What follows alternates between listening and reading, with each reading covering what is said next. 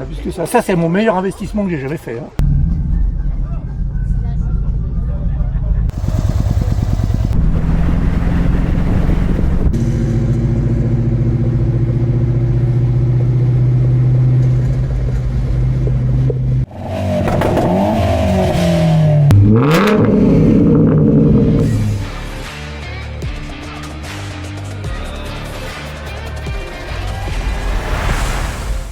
Et salut les petits potes, on est garé juste ici au rassemblement aujourd'hui de Thônes dans un camping à côté d'une magnifique Corvette C1.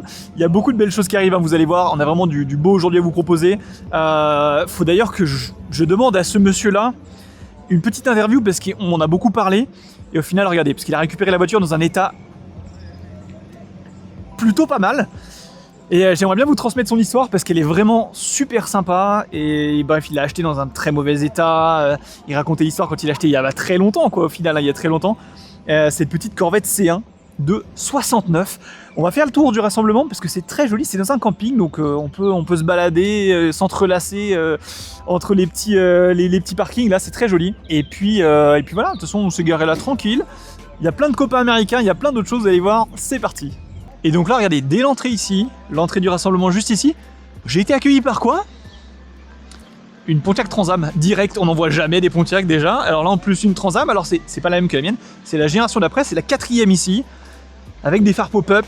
Toujours, ça s'appelle, avec les toits Targa ici, les T-top, hein, comme moi. Des phares pop-up à l'avant. Ça reste des F-body, mais c'est bien la 4e génération, là où moi, c'est la 3e. Elle est blanche, elle est toute belle, des belles jantes chromées. Oh là là là là. Je suis rentré, j'ai fait ok, ça va être pas mal. Et en effet, c'est pas mal. On va aller dedans. Let's go. Du coup, c'est le LS1 dedans alors. Ouais, c'est le LS1. Ah, trop bien. Elle est vraiment incroyable. Et puis en blanc, là, ça a la gueule, les T-top, tout ce qu'il faut. Ah ouais. Avec l'intérieur crème, ça lui va super bien. Oui, c'est ce que je disais. Oh, il est beau. T'as les petits qui font du quad. Et là, t'as les voitures des adultes, quoi, tu vois. Donc on va avoir un peu de tout d'américaine. Un proprio là qu'on a croisé tout à l'heure et qui j'ai discuté sur celle-là. Les Américains qui arrivent en force. Et voilà, les Américains qui faisaient en 59 des magnifiques Corvettes. Et là, la petite voiture de Oui en 51. Avec littéralement des roues de mobilette, hein, pour le coup. Pour nos amis fanats françaises. Et le paquebot. Juste ici. La Chevrolet Impala rouge. Rouge et blanche, flanc blanc magnifique, hein, évidemment. Il y a un peu de tout de l'allemande si vous aimez. De luxe avec des détails qui sont vraiment fous, hein, quand on regarde le hood ornament juste ici qui est avec cette sorte de plastique un peu transparent rouge. Je vais vous le montrer un peu plus près, mais il y a plein de petits détails cool sur ces voitures là. Donc ça c'est les hood ornaments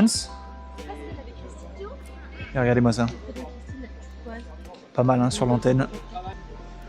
Et on a déjà vu celle-là 2-3 fois, comme le van derrière d'ailleurs, le Ram.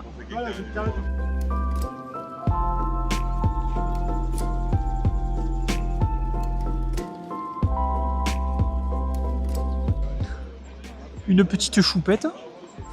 Tac. La C1 de 59.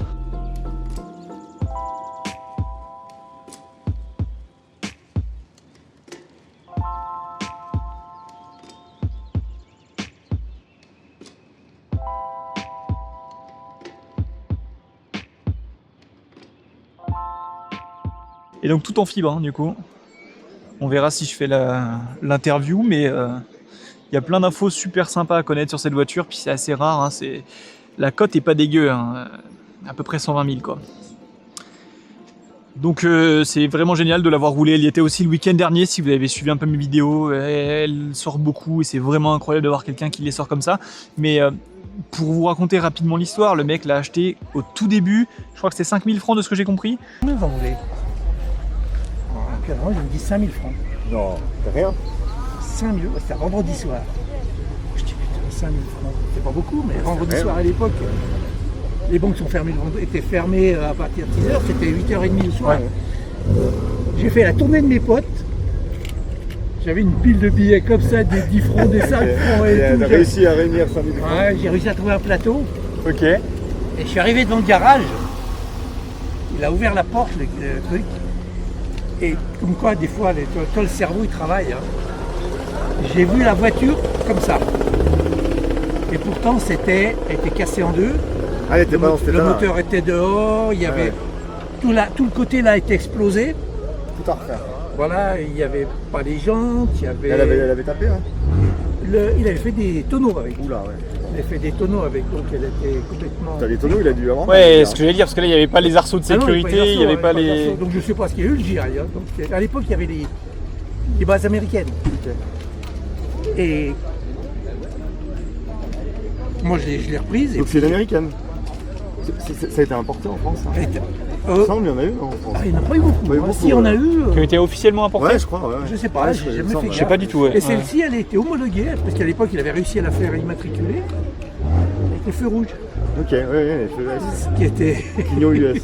Clignot US. Bon, à l'époque, ils en branlaient un peu. Ouais, Oh, ouais. bah, je l'ai mis Donc, aussi, c'est ça, hein. ouais. Pareil. de Donc toute façon, 50 boulots après. Ouais. Pour moi, c'est les. Enfin, elles sont toutes bonnes, les gants. Ouais. Mais celle-là, elle est mythique. Puis la couleur rouge et blanche comme ça. Quelle auto. Et avec du coup l'intérieur noir au début. Ouais. Et maintenant rouge. Et ça vaut quoi? Ça vaut dans les 80 000 ça maintenant? En bel état, ouais. C'est ça.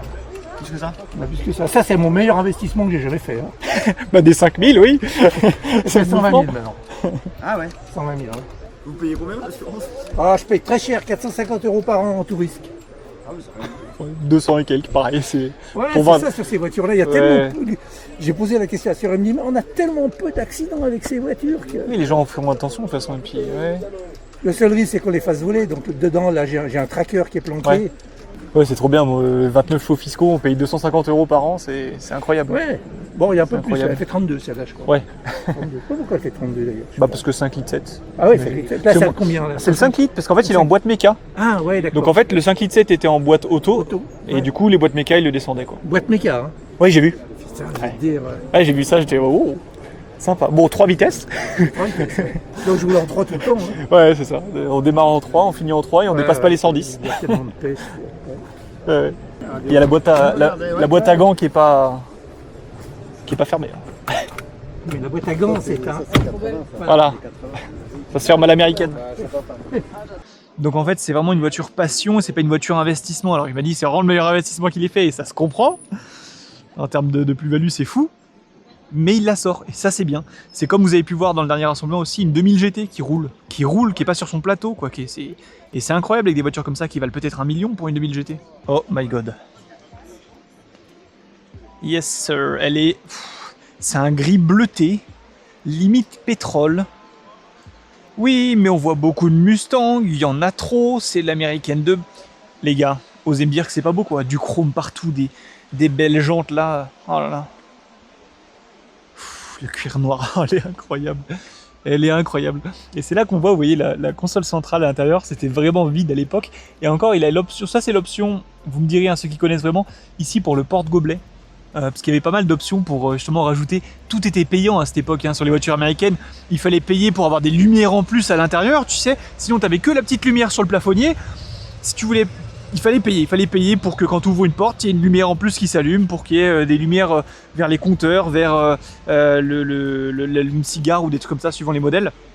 Et là, du coup, peut-être que la console centrale fait partie de ces différentes options. Sinon, c'est vrai qu'on voit juste le tunnel au milieu et de la moquette. Et ça, c'est nice. Il y avait beaucoup, d'ailleurs, c'est une pony car, mais pour les muscle cars, il y avait beaucoup de voitures avec 3 places à l'avant aussi. Hein. Elle est trop belle. Je n'arrive pas à vous imaginer, je sais pas si ça rend bien en vidéo, mais vraiment ce gris bleuté pétrole là, c'est beau. Pour nos amis fanatiques de rallye, Delta Integrale, évidemment. Oh là là, c'est tellement fou. La belle livrée Martini, puis alors, je vais pas vous mentir, en noir, blanc et rouge, comme ça, c'est incroyable. Ça change un peu de la classique bleu, rouge et blanc. Et la Castrol, ça pour le coup, c'est vraiment le classique de rallye. C'est la voiture de rêve, c'est la voiture de rallye de base. C'est celle, quand vous pensez aux petits simulateurs, vous savez, dans les jeux d'arcade, comme simplement les petits simulateurs, vous avez vraiment cette voiture-là qui est tout le temps dans ma tête personnellement. Ou même évidemment des trucs comme les Colin McRae, tous ces jeux de rallye, les Vrally, sur la PS1, je me souviens. Et évidemment, bien sûr, après, des jeux avec les livrets Castrol, il y en a eu plus comme les Gran Turismo, hein, mais... Et à côté, une autre légende du rallye, évidemment. On en montre 3 des légendes de rallye, là, actuellement. Alors, c'est pas une 2002, ici, c'est une... Ah si, c'est bien une 2002, ok. D'accord, je pensais que c'était 1800, mais c'est bien une 2002. qui était un peu moins présente en rallye. Hein. C'est vraiment avec la Quattro qu'Audi a tout pété. Et donc il leur fallait des versions d'homologation. Évidemment des versions de production pour pouvoir homologuer leur véhicule en groupe B par exemple. Hein. Vraiment nice. Ces Porsche là, c'est quand même quelque chose. Hein. Donc RS 3 litres 8. C'est fou. Je suis désolé, c'est vraiment fou comme courbe. Et puis regardez-moi ces hanches quoi. Je parle d'une voiture les gars, on se détend s'il vous plaît. Elise. Deux petites soubes qu'on adore. Et là les copains America. Donc on a un Chevrolet Citan ici, ou C10 en français. Gris et noir, je l'ai déjà vu celui-là je pense. Avec l'arrière vous avez vraiment, c'est un bateau à l'arrière, hein. C'est un bateau. Des petits détails qui font toujours plaisir.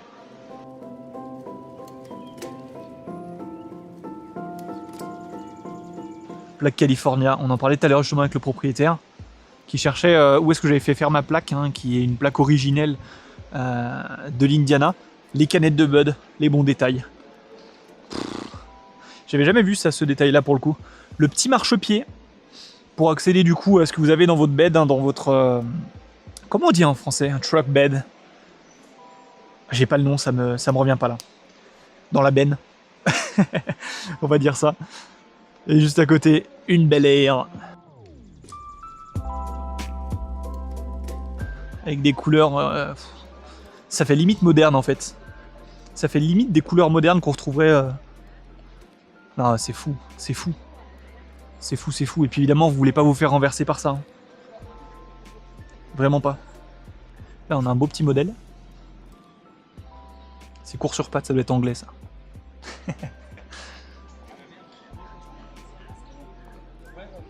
Pareil, hein.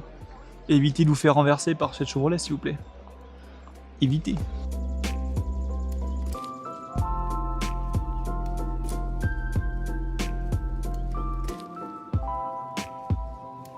Vous la connaissez cette Mustang, hein? Et évidemment celle de Sergio est juste à côté. Une M3. Les petites jantes BBS. Oh là là. Ça je dis oui. Hein. On va lui prendre l'arrière quand même. Ah Dieu que c'est beau. Vieille Mercedes, une Miata. Là on a une série 7 qu'on a vu passer tout à l'heure. La Dush. Pour le coup, je suis vraiment pas très fan généralement des 206. C'est vraiment un peu la voiture... c'est vraiment généralement la voiture, c'est que t'es en mode oh putain il s'est ramené au rasso avec ça quoi. Mais celle-là, elle est en très bon état. C'est une RC, j'imagine que ça doit être parmi une des plus rares. Elle est en très bon état, elle est très jolie. Pour le coup, j'apprécie vraiment. C'est vrai que généralement, je suis plutôt dubitatif sur ce genre de véhicule. Mais c'est vrai que là, dans un état comme ça, elle est vraiment belle. Elle est vraiment belle. Dites-moi ce que vous en pensez vous. Personnellement, ça fait peut-être un petit peu connard, on va le dire, hein, de puriste ou je sais pas, en mode le mec qui ramène sa Golf, son Golf, pardon, le mec qui ramène son Golf. Mais regardez, bon ça c'est magnifique comme Golf, tu vois, tu peux pas dire non. Il y a une Civic qui se vénère là-bas. Mais bon, dites-moi ce que vous en pensez vous. Moi je trouve que ça a sa place pour le coup. Je trouve que ça a vraiment sa place ces voitures-là. Si c'est la 206 que t'as acheté 500 € sur le bon coin parce que t'es un jeune apprenti, c'est vrai que l'amener en rassemblement, je suis pas sûr, tu vois. Mais ça, elle est cool. Bref, je vais pas me répéter, on va aller voir le reste. C'est quoi, c'est une Corrado, ça? Corrado? Je sais jamais si c'est une Corrado ou la... Comment elle s'appelle, celle qu'ils ont sorti, une Sirocco? Et c'est une Sirocco. C'est quoi la différence avec la Corrado, alors? Elle est plus longue, la Corrado, non? Un joli purple, là, ici, avec des magnifiques jantes. Sur celle-là.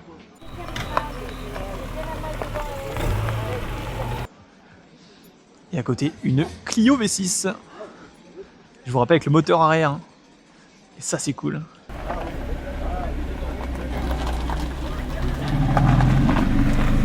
Morgan Three-Wheeler, avec du coup des feux aftermarket. Je pense qu'il est comme moi. Alors, il a pris c'est un fabricant chinois qui fait cela exactement. Mais c'est dur d'en trouver de très bonnes marques, ceux-là. Mais au moins, il y voit quelque chose. Voilà, c'est un peu comme moi quand j'ai changé mes feux. Je voulais voir quelque chose. On a un gros Chevrolet ici. Il est vraiment trop cool. Et vous voyez ici, là, dans la carrosserie, l'emplacement pour la roue de secours. C'est incroyable. C'est beau. Et donc voilà, la Morgan Three-Wheeler. Propulsion, une seule roue à l'arrière et puis le vent dans la face, hein, tout simplement.